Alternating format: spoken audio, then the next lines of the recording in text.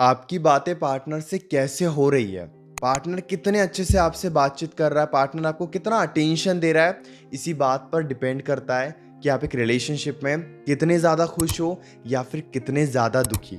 आज के इस वीडियो में हम बातचीत के बारे में बात करने वाले हैं। पार्टनर से कैसे बातचीत करनी चाहिए, जिस वजह से पार्टनर की भी इच्छा हो आपसे बातचीत करने की और पार्टनर भी आपको अटेंशन दे। नमस्कार दोस्तों, मैं हूं श्रावण और आप देख रहे हो स्काई। सबसे पहले एक सिचुएशन को हम समझने की कोशिश करते हैं कि कुछ दिन पहले पार्टनर आपसे अच्छे से बातचीत कर रहा था, पार्टनर आपको अटेंशन दे रहा था, लेकिन अब धीरे धीरे आप ये महसूस कर रहे हो कि आपकी पार्टनर से बातचीत तो हो रही है लेकिन अच्छे से बातचीत नहीं हो रही है। पार्टनर आपको ज़्यादा अटेंशन नहीं दे रहा है, पार्टनर ज़्यादा अच्छे से बातचीत नहीं कर रहा है। अब इंसान का स्वभाव क्या होता है कि जहाँ पर बदलाव आते हैं हमारा पूरा ध्यान वहीं पर चले जाता है। पार्टनर का बिहेवियर बदल गया, पार्टनर का स्वभाव बदल गया, पार्टनर अभी कम बातचीत कर रहा है, पार्टनर का ध्यान हमारे ऊपर नहीं है, तो ये जो बदलाव हम महसूस करेंगे तो हमारा पूरा ध्यान पार्टनर के ऊपर ही रहेगा। हम पार्टनर के बारे में बहुत ज़्यादा सोचेंगे। अब इस वजह से क्या होता है ना, हम सिचुएशन को अंडरस्टैंड नहीं करते हैं। मैं आपको ब्लेम नहीं कर रहा हूँ, एक सच्चाई बता रहा हूँ। आपके स्वभाव के बारे में मैं आपको बता रहा हूँ कि हम सिचुएशन को समझते नहीं हैं, बल्कि हम पूरी कोशिश करते हैं सिचुएशन को पहले जैसा बनाने की, यानी कि अच्छे से बातचीत होने लगे, पार्टनर फिर से ध्यान देने लगे और पार्टनर भी अटेंशन दे। हम इसीलिए पूरी कोशिश करते हैं, जिस वजह से हम पार्टनर से बहुत ज़्यादा बातचीत करने की कोशिश करते हैं, हर बार पार्टनर को समझाने की कोशिश करते हैं। और क्या होता है ना, इतनी कोशिश करने की वजह से या इतना ध्यान पार्टनर के ऊपर देने की वजह से पार्टनर आपको और ज़्यादा इग्नोर करता है और आपको ही ब्लेम करने लगता है कि आप ही बहुत ज़्यादा फाइट्स करते हो या फिर आपकी ही गलती है। इस सिचुएशन में फिर हमें क्या करना चाहिए? सबसे पहले आप इस बात को समझो कि जितने देर बात हो रही है, पहले तो आप उतने देर अच्छे से बातचीत करो। एक दो बार आप उन्हें समझाने की कोशिश करो कि उनके बिहेवियर में बदलाव आ रहे हैं, वो अपने आप को बदल रहे हैं, वो रिलेशनशिप में उतने एफर्ट्स नहीं डाल रहे हैं। लेकिन एक दो बार ये समझाने के बाद समझाना बंद कर दो। अगर आप बहुत ज़्यादा समझाओगे तो वो वैसे भी आपके ऊपर ध्यान नहीं देंगे। चलिए एक एग्जाम्पल मैं आपको देता हूँ। मान लीजिए कि आज आपकी सारा दिन बात नहीं हुई, पार्टनर बिजी थे, पार्टनर ने आपको टाइम नहीं दिया, चाहे जो भी रीज़न हो, लेकिन आपकी इच्छा हो रही है दिन भर से कि पार्टनर से आपकी अच्छे से बातचीत होनी चाहिए। अब जब शाम को आपके पार्टनर से बातचीत होगी तो आप पार्टनर को समझाना शुरू कर दोगे, पार्टनर को ब्लेम करना स्टार्ट कर दोगे, ज़रूरत से ज़्यादा ये समझाने की कोशिश करोगे कि वो ऐसा क्यों कर रहे हैं, वो जो भी कर रहे हैं गलत कर रहे हैं। लेकिन इस वजह से क्या होता है ना कि पहले तो आपकी दिन भर बात नहीं हुई और जब बात हो रही है तब अच्छे से बातचीत नहीं हो रही है, आप समझाने की कोशिश कर रहे हो, जिस वजह से फाइट्स और ज़्यादा बढ़ती है।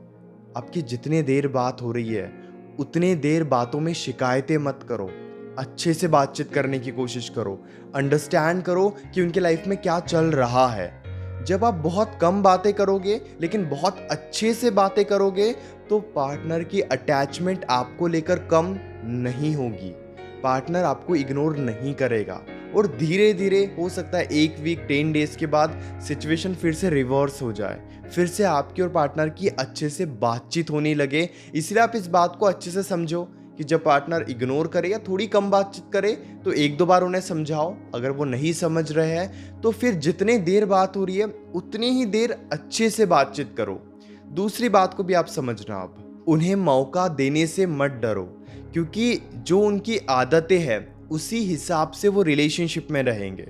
अगर आपने पार्टनर को ये आदत लगा कर रखी है कि आप ही कॉल्स करोगे, आप ही मैसेजेस करोगे, आप ही बातचीत करने के लिए इनिशिएट करते रहोगे, तो यकीन कीजिए उन्हें वो आदत लग जाएगी और फिर वो अपनी आदत को कभी नहीं बदलेंगे। इसीलिए धीरे धीरे आपको पार्टनर को मौका देना चाहिए कि वो भी आगे से बातचीत करे। अब हम ये भी सोचते हैं कि अगर हम कॉल नहीं करेंगे तो पार्टनर का कोई कॉल ही नहीं आएगा, मैसेजेस ही नहीं करेगा पार्टनर। आपको क्या करना है कि एक दो दिन आप कोशिश करो, फिर तीसरे या चौथे दिन आप उन्हें भी थोड़ा मौका दो कि वो भी खुद से कॉल करे, वो भी खुद से मैसेजेस करे।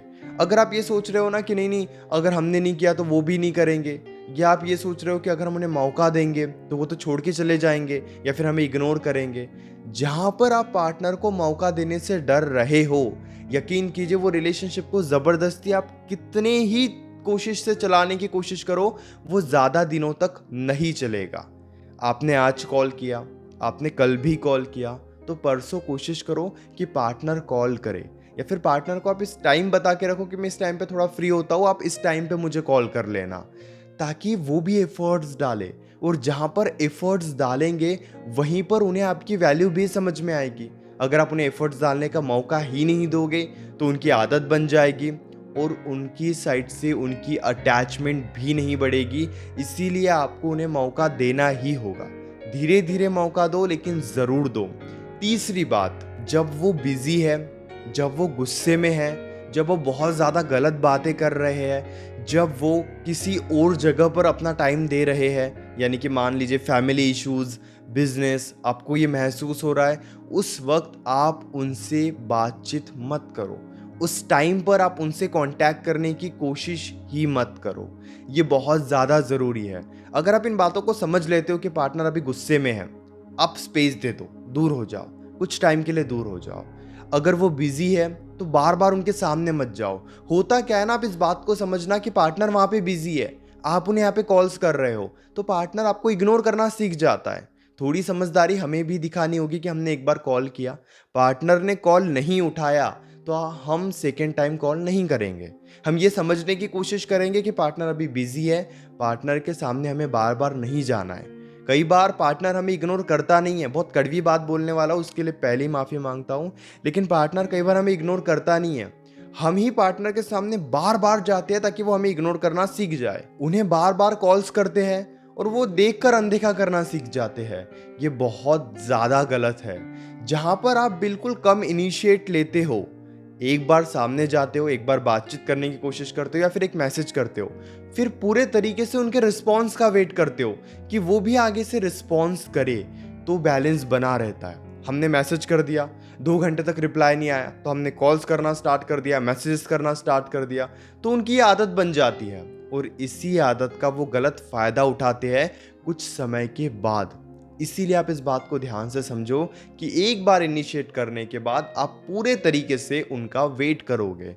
चाहे बातचीत कम हो रही है चलेगा, लेकिन ये करना बहुत ज़्यादा ज़रूरी है। चौथी और आखिरी बात इस वीडियो की, ध्यान से समझना, क्योंकि यहाँ पर आप कहोगे पहली कम बातचीत हो रही है, और ऊपर से मैं आपको ये कहने वाला हूँ कि कॉन्वर्जेशन आपको अपने साइड से एंड करनी होगी। आप एक रिलेशनशिप को एनालाइज करना, जो भी कॉल को पहले ख़त्म करता है वो कभी भी रिलेशनशिप में बहुत ज़्यादा इमोशनली इन्वॉल्व नहीं होता है।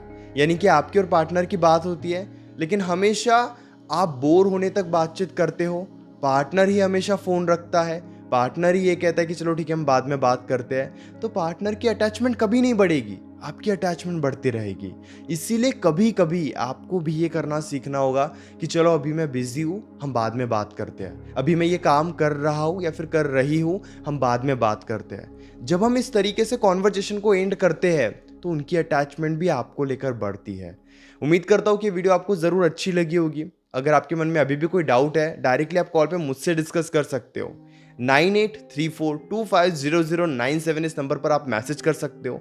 हमारे बीच में कॉल पर जो भी बातें होगी वो कंप्लीटली सेफ और प्राइवेट रहेगी, इसीलिए प्राइवेसी की कोई टेंशन मत लीजिए। और हाँ, चैनल को भी ज़रूर सब्सक्राइब कर लीजिए।